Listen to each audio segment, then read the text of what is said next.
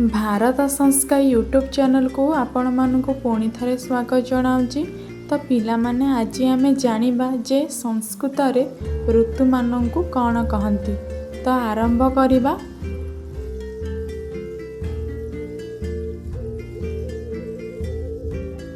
ग्रीष्म ऋतु। ग्रीष्म ऋतु को संस्कृत रे कहती ग्रीष्मः। वर्षा ऋतु। वर्षा ऋतु को संस्कृत रे कहिबा वर्षाः।